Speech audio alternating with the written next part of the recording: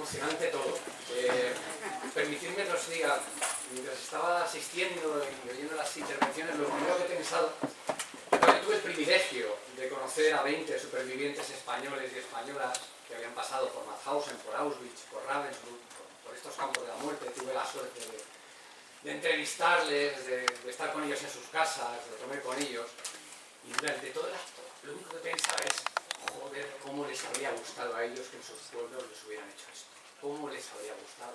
Incluso conseguimos que en los últimos años de la vida de alguno de ellos, Juan Aznar, por ejemplo, recuerdo, le hicieron un homenaje en su pueblecito de Murcia.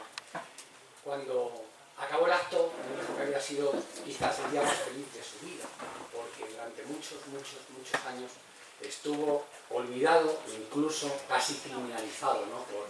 por su patria. De tal manera que, no sé, gracias por permitirme haber compartido esto con vosotros. Voy a ser muy breve, no os asustéis. Primero porque hoy los protagonistas son los 4 vecinos que estuvieron deportados en los campos de concentración nazis, sus familias especialmente que están aquí, y Mireia, que ha hecho ese pedazo de trabajo y esa investigación que yo creo que no solo nos alegra, sino que nos llena de esperanza, ¿no? Porque muchas veces quienes más trabajamos en esto nos quejamos de, joder, somos mayorcitos en general, quienes estamos preocupados por estos temas. Entonces cada vez que vemos jóvenes que os interesáis en estos asuntos, nos llena de, iba a decir de orgullo y satisfacción, pero no voy a decir, nos llena de profunda emoción. Y saber que detrás también hay el trabajo, que es impagable, de esos profesores que desde hace ya muchos años en algunas comunidades autónomas con el soporte institucional, como es el caso de Cataluña, pero en otras, bueno, cuidado, no solo sin ese soporte, sino a veces incluso con los obstáculos de las propias instituciones, y esos profesores, en cambio, que han sido valientes simplemente para enseñar la verdadera historia de España, entre la que está la historia de nuestros deportados. Pero como digo, voy a ser breve por eso, voy a ser breve también porque ha hablado ya mucha gente y está prácticamente todo dicho. Y os confieso que voy a ser breve porque mañana tengo una hora para hablaros, y si no, no vais a venir ninguna hora, 9:30 de la mañana a escucharme. Entonces me voy a reservar para mañana. Ya fuera de bromas, muchísimas gracias a todas las instituciones que han participado, que han trabajado, especialmente al Ayuntamiento, a la alcaldesa, Silvia, concejala, que llevamos desde hace tanto tiempo trabajando en esto. Yo también recuerdo el primer email de Silvia. Febrero de 2020, fijaros en qué fecha es, unos días antes de empezar la pandemia y de encerrarnos en casa, cuando me escribió el primer email diciéndome que estaban realizando esta investigación y bueno, hablando de cómo podíamos intercambiar información y aportarnos cosas mutuamente. De tal manera que para mí este es un acto muy especial, que nos une muchas cosas. Es un acto especial porque además es un acto de justicia y necesario, porque estos hombres, estos 4 vecinos de este pueblo de Benifallet, pero todos los catalanes y los 9.300 españoles y españolas que pasaron por los campos de concentración nazis, fueron víctimas y fueron héroes. Fueron víctimas del fascismo, porque murieron o sufrieron durante muchos años lo que fue el horror nazi. Pero fueron héroes, y eso muchas veces no se recuerda. Fueron héroes porque se acabaron allí, fue precisamente por luchar contra ese fascismo, primero en España, combatiendo contra las tropas de Franco, contra las tropas fascistas de Mussolini y contra el poder militar también de la Alemania nazi, que colaboró y, como sabéis, fue evidentemente decisivo en el triunfo de Franco en aquel golpe de Estado y aquella guerra posterior. Y después, aquellos españoles, después de haber perdido una primera guerra, combatieron en una segunda y volvieron a luchar nuevamente contra el fascismo en Europa para intentar derrotarlo, y acabaron en los campos de concentración nazis, como fue el caso de vuestros 4 vecinos. He visto también antes caras de horror cuando salían las fotografías de Mauthausen, expresiones, normal, y fijaros que casi siempre, que las hemos visto bastantes veces, y no estas mismas, hemos visto películas, sobre todo de judíos, porque de españoles solo hay una de momento, y es bastante reciente, que es el fotógrafo de Mauthausen. Pero es verdad que hemos visto las imágenes del horror y sin embargo nos seguimos conmoviendo. Bueno, daros un pequeño dato, y cogerlo por supuesto con toda la prudencia y el entre comillas del mundo.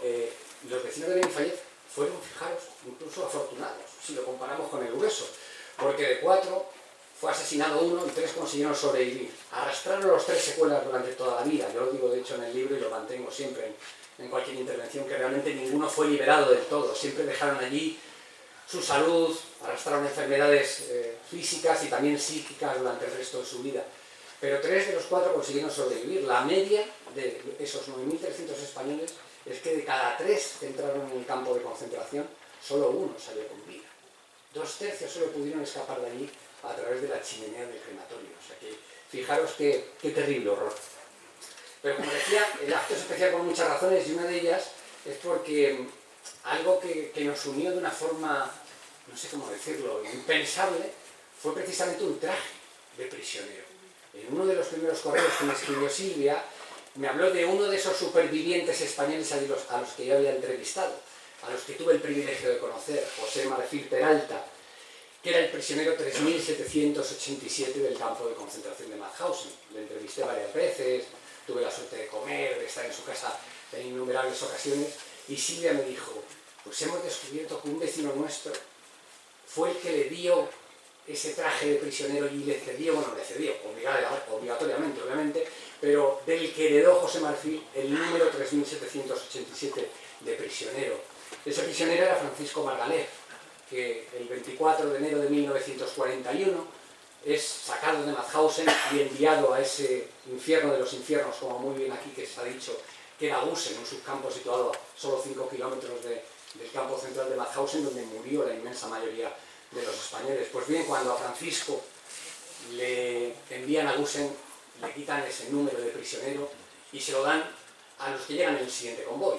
El siguiente convoy, fijaros, llegó al día siguiente, el 25 de enero. El 24 se va Francisco en un convoy además a Gusen con bastantes prisioneros, más de 1.300 prisioneros, y al día siguiente llega un convoy en trenes con nueva carne para la maquinaria asesina nazi.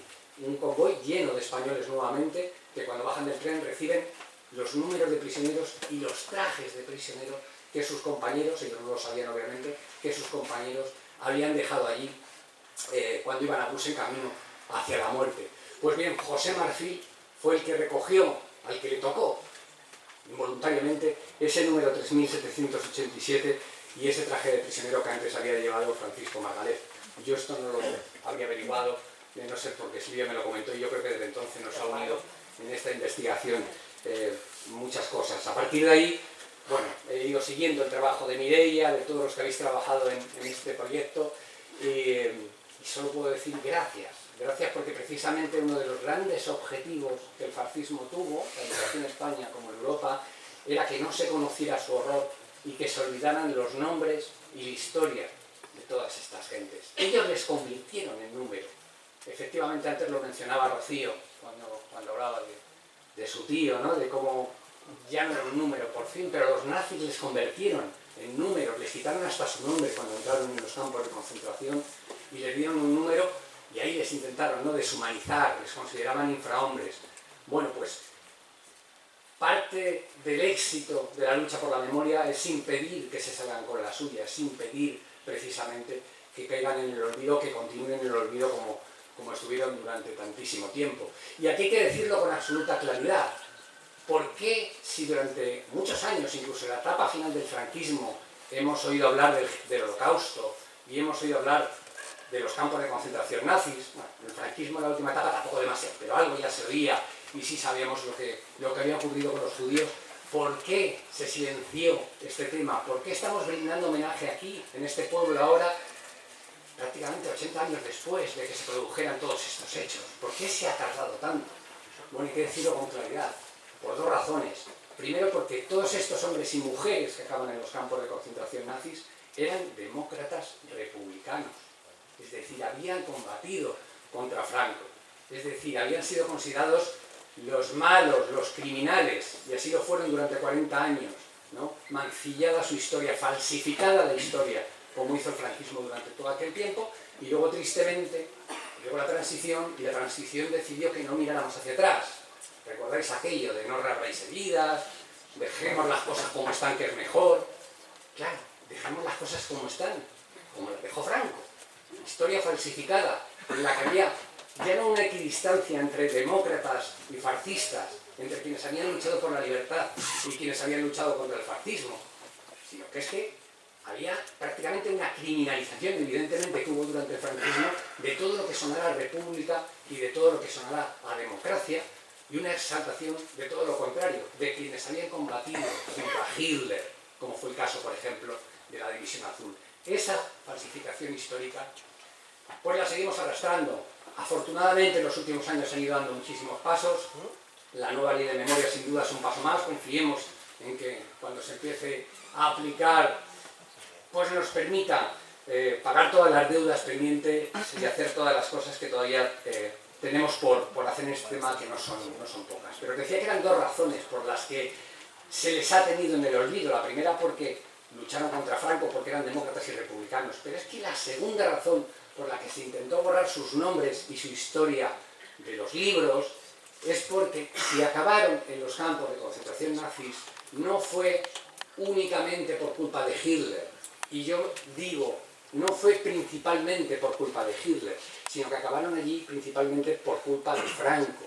Fue Franco, esto ya lo contaré todo mañana, os daré los detalles, aportaré los documentos y demás, pero fue Franco precisamente el que pactó con Hitler que estos españoles fueran enviados a los campos de exterminio, a los campos de concentración, para ser allí asesinados. Si no hubiera sido por Franco, hubieran pasado toda la guerra en campos para prisioneros de guerra, donde, bueno, no estaban del todo maltratados y se respetaban relativamente los convenios y las convenciones internacionales. Esos son los dos motivos por los que se les ha ocultado y por los que hemos tardado tantísimo en darlos a conocer e incluso en investigarlos, ¿no? Qué maravilla que han sido personas como Mireia, jóvenes, los que han tirado del carro y han permitido algo que es histórico. Alguien lo ha dicho antes aquí y es verdad que es histórico. Es que esto ya queda para siempre, Mireia. Es decir, ya no se va a olvidar, ya no se les va a olvidar a estos 4 héroes, a estas 4 víctimas, porque tu libro va a quedar ahí para siempre, contando su historia y poniéndoles además en el lugar que se merecen en la historia, que es el lugar de los héroes y el lugar de las víctimas. Y todo esto, ya termino, a veces puede parecer, cuando estás fuera de este contexto, y sé que ninguno lo pensáis, ¿no? Pero a veces escucháis que se dice que este tipo de actos volvemos a lo mismo, reabre heridas, que no tienen ningún sentido, que lo hacemos prácticamente gente radical. Bueno, vamos a ver, esto es lo que se hace en toda Europa desde 1945. Esto es lo normal. Lo que no es normal, lo que no ocurre en ningún otro país del mundo, salvo en España, es que 50 años después de la muerte del dictador, todavía tengamos calles dedicadas a los franquistas, todavía andemos discutiendo si en la educación se le puede llamar dictador a Francisco Franco, todavía tengamos en Madrid, yo ya no vivo en Madrid hace tiempo, pero bueno, una calle dedicada a la División Azul o al general Millán Astray. Todo ese tipo de cosas son las que no son normales, y que se puede hacer una exaltación precisamente de quienes lucharon por la dictadura y por el fascismo. Y lo normal es esto, homenajear a las víctimas, en este caso ellos no están, pero están sus familias para representarles y decirles claramente, vosotros sois las víctimas, pero vosotros también sois los héroes. Muchas gracias.